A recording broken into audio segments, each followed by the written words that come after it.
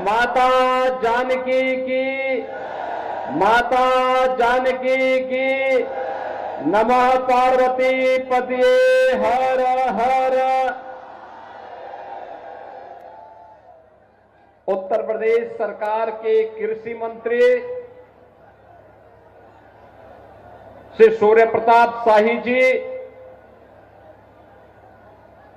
विधायक लौरिया और लोकप्रिय प्रत्याशी भोजपुरी के लोकप्रिय कलाकार श्री विनय बिहारी जी, विधानसभा के प्रभारी श्री आनंद सिंह जी, संयोजक श्री विजय पांडे जी, जिला मंत्री कौशल किशोर पांडे जी, लौरिया नगर मंडल अध्यक्ष प्रदीप मिश्रा जी, जिलाध्यक्ष हम मुकेश मिश्रा जी,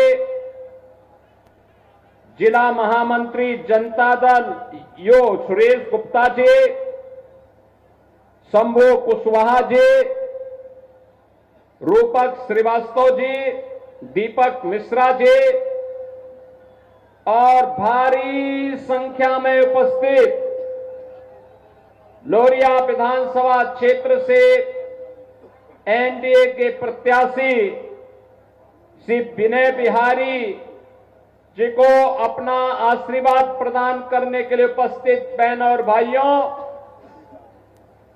मैं सबसे पहले मां जानकी और महर्षि वाल्मीकि की परंपरा से जुड़ी हुई इस पावन धरा को, जिसे अनेक ऋषि मुनियों ने, महापुरुषों ने अपनी साधना से, अपनी सिद्धि से पवित्र किया है, ऐसी पावन धरा को कोटि कोटि नमन करते हुए आप सबका मैं हृदय से स्वागत करता हूं, अभिनंदन करता हूं। बहनों और भाइयों, आज एक पवित्र दिन है। भारत का राष्ट्रगीत वंदे मातरम के 150 वर्ष पूर्ण हुए हैं। 1875 में बंकिम चंद्र चट्टोपाध्याय ने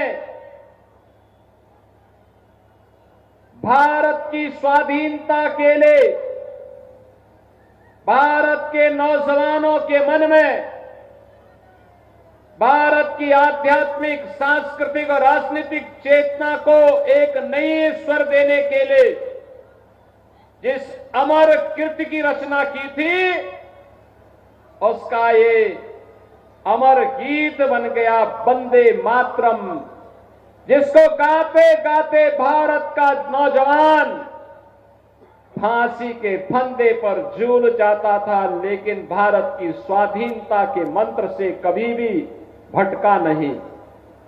आज उस गीत को रचे हुए 150 वर्ष पूर्ण हो रहे हैं।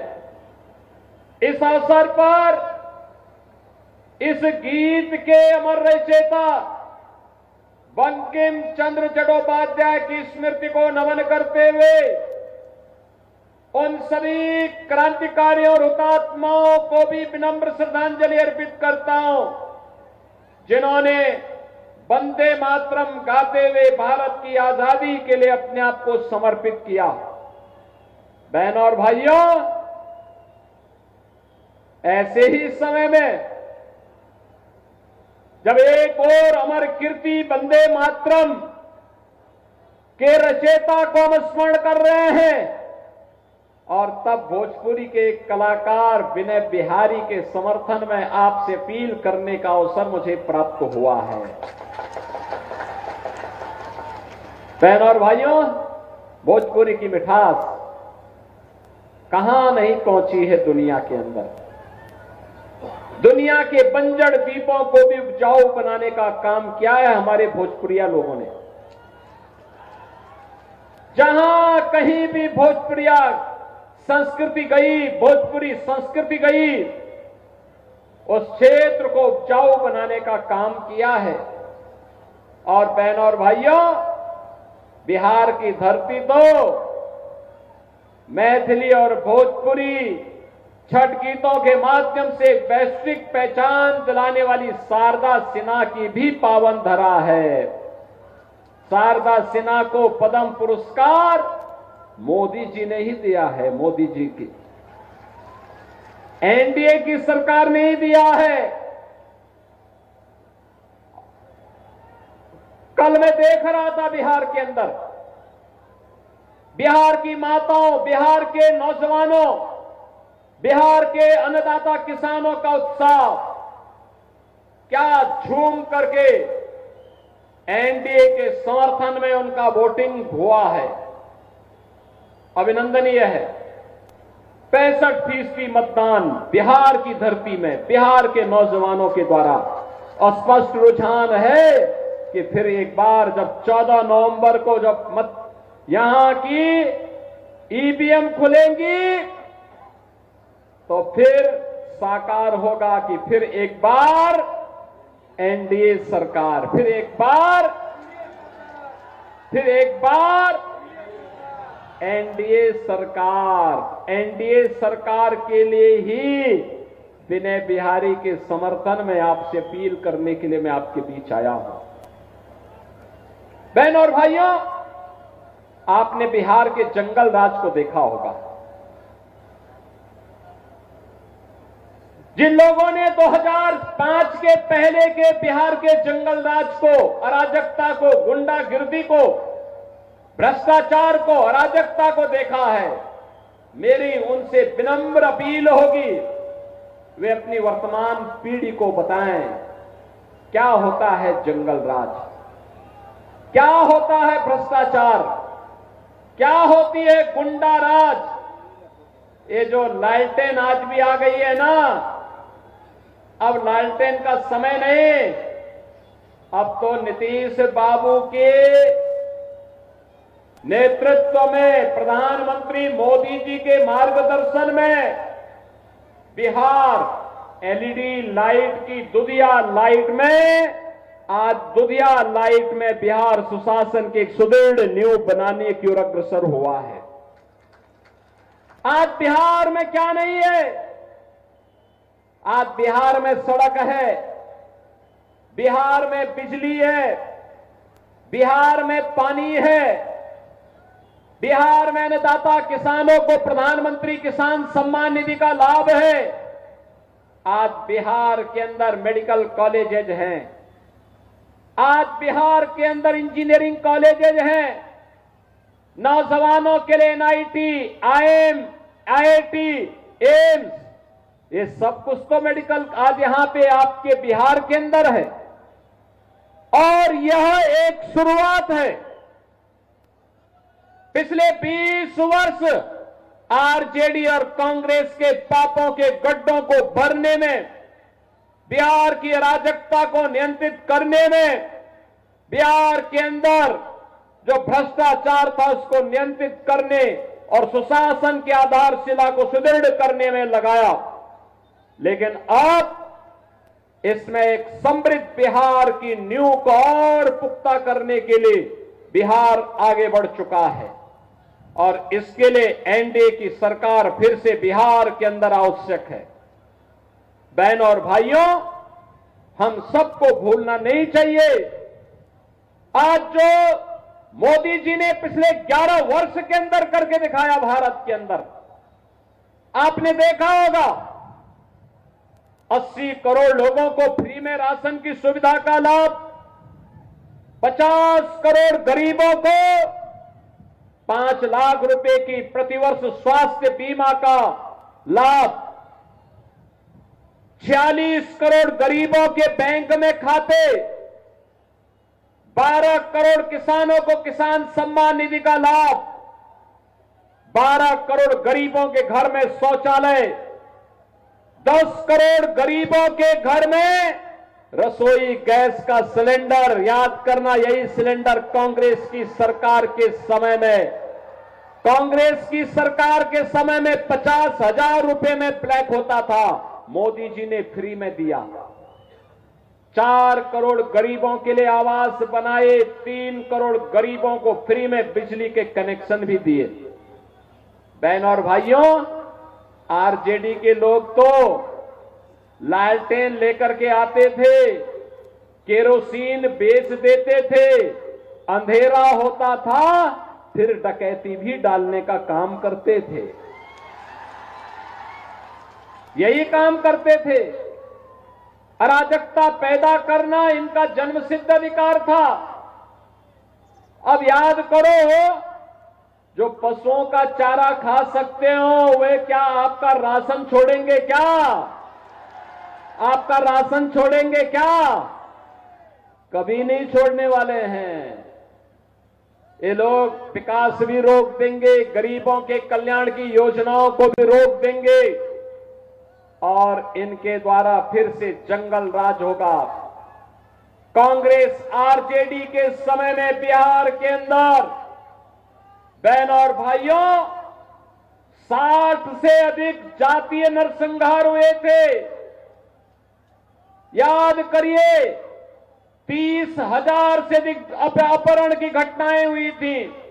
ये अपहरण, व्यापारी का अपहरण, चिकित्सक का अपहरण, इंजीनियर का अपहरण, बच्चों का अपहरण, बेटियों का अपहरण, ये लगातार होता था और सरकार कार्रवाई करने की बजाय अपहरणकर्ताओं के सामने नतमस्तक होकर के मध्यस्थता करने की बात करती थी। बहनों और भाइयों, ये महागठबंधन में हिम्मत नहीं कि अपराधियों पर जीरो टॉलरेंस की नीति के तहत कार्य कर सके। अपराधी के खिलाफ जीरो टॉलरेंस की नीति के तहत कार्य कैसे होता है?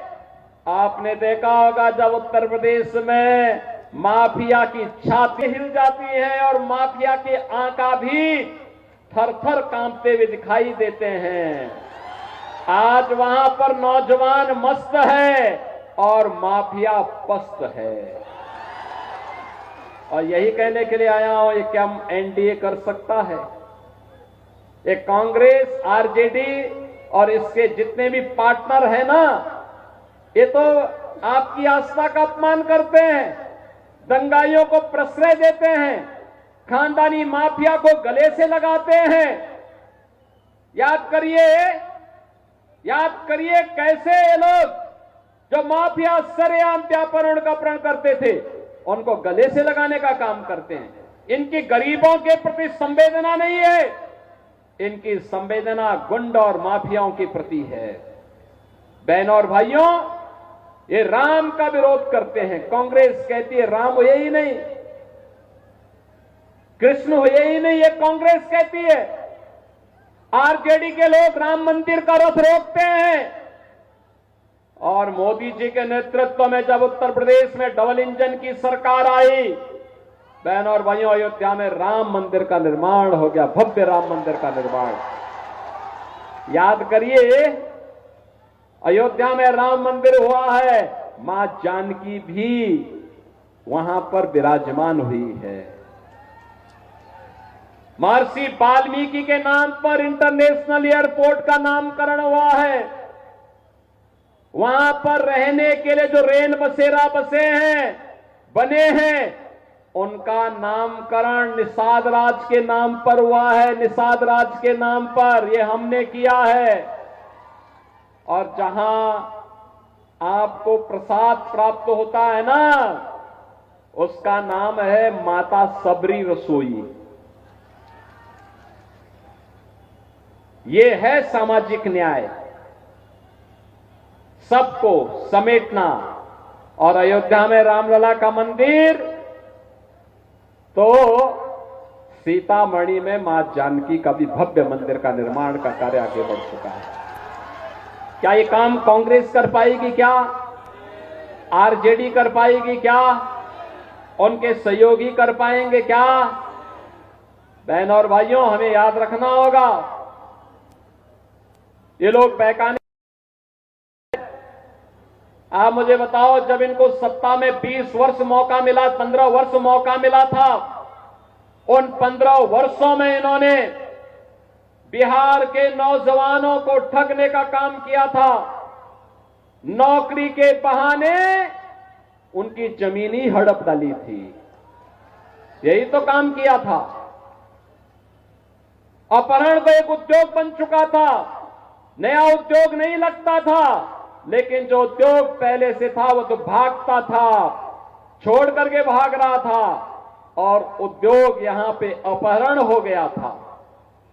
बहनों और भाइयों, नीतीश कुमार जी के नेतृत्व में अपहरण का उद्योग बंद हुआ। गुंडागर्दी रोकने पर प्रभावी कदम उठाए गए। विकास के कार्यों को तेजी से आगे बढ़ाने का काम हुआ है। अब नए भारत का नया बिहार। बिहार का मतलब, जब बिहार समृद्ध होता है तो भारत समृद्ध होता है। बिहार स्वर्णिम बिहार बनता है तो भारत का स्वर्ण युग आता है। और फिर से भारत के स्वर्ण युग को लाने के लिए, स्वर्णिम बिहार के लिए हम एनडीए के प्रत्याशी के समर्थन में आज आप सबसे अपील करने के लिए आए हैं। बहनों और भाइयों, एनडीए ने आपके लोकप्रिय प्रत्याशी, लोकप्रिय विधायक और भोजपुरी के एक बड़े कलाकार, देखो भोजपुरी के 2 कलाकारों को हमने भी चुनाव लड़ाया यूपी के अंदर। रवि किशन आए होंगे, रवि किशन आए थे कि नहीं आए थे? आए थे ना। तो रवि किशना भी आए होंगे, वो गोरखपुर से ही सांसद हैं। मैंने अपनी सीट छोड़ करके रवि किशना को दिया, अभी तो सांसद बनो। अब देखो, रवि किशन को फिल्म फेयर पुरस्कार भी मिल रहा है और दादा साहेब फाल्के पुरस्कार भी प्राप्त हो रहा है। और दिनेश लाल यादव निरहुआ को आजमगढ़ से हम लोगों ने जिताया। निरहुआ का गाना सुने होंगे ना? सुने हैं ना? हाँ, तो ये यूपी में हम लोग भी उनको भेजे थे। आपको भी अवसर मिला है। यहां पे योगीराज बाबा मत्स्येंद्र नाथ जी की साधना स्थली भी है। और मैं विधायक जी से कहूंगा उस स्थान का पुनरुद्धार और सुंदरीकरण करवाइए, फिर मैं भी वहां आऊंगा एक बार देखने के लिए। विनय बिहारी जी को भारी बहुमत से विजयी बनाइए, एनडीए की सरकार लाइए। बहनों और भाइयों, सुशासन की सुदृढ़ नींव में ही स्वर्णिम बिहार की परिकल्पना साकार होगी। क्या आप इसके लिए सहमत हैं? सहमत है ना? तो फिर इसमें किसी वाद में पड़ने की आवश्यकता नहीं, कोई विवाद में भी पड़ने की आवश्यकता नहीं। अर्जुन की तरह एक तक निशाना केवल और केवल कमल के फूल की तरफ ही होना है। कमल के फूल पर ही, उसी के ईवीएम के बटन को दबाना है। सहमत है ना? सभी लोग सहमत है ना? हाथ खड़ा करो, दोनों हाथ खड़ा कर। जहां तक मेरी आवाज जा रही, दोनों हाथ खड़ा कर दो। थोड़ा इधर भी, इधर भी, इधर भी, पीछे और पीछे, बाउंड्री वाल के पीछे। सड़क पे भी बहुत बड़ी संख्या में लोग खड़े हैं। फील्ड में जगह कम पड़ गई तो वहां भी हैं खड़े। विनय बिहारी को भारी बहुमत से विजयी बनाएंगे ना? देखो, मैं इसलिए आया हूं यहां पे, जब बाबा मत्स्येंद्र नाथ की पावन साधना स्थली का ये पुनरुद्धार कराएंगे तो मैंने कहा मैं वहां पे आऊंगा, हम लोग भी सहयोग करवाएंगे उसमें। सहमत हैं सब लोग ना? जितवाएंगे ना? दोनों हाथ उठा करके मुझे आश्वस्त करिए। सभी लोग सहमत हैं ना? तो विनय बिहारी जी को, भोजपुरी के एक अच्छे कलाकार हैं, अच्छे गायक हैं, इनको विजयी, कलाकार को विजयी बनाना चाहिए। कलाकार तो वास्तव में भगवान की एक अनमोल धरोहर होती है, उसको पूरा सम्मान दिया जाना चाहिए, कला का सम्मान होना चाहिए। और वह एक कलाकार है। कलाकार अपनी कला के माध्यम से, अरे आप सौभाग्यशाली के कलाकार होने के बावजूद इतना समय वो आपके लिए दे देते हैं, इतना समय देते हैं। इसलिए बहनों और भाइयों, इन्हें विजयी बनाएंगे। इसी विश्वास के साथ आप सभी लोग दोनों हाथ ला करके मेरे साथ बोलेंगे, दोनों हाथ ला करके बोलेंगे, भारत माता की, भारत माता की जय श्री राम, जय जय श्री राम। बाबा की जय, बाबा की जय।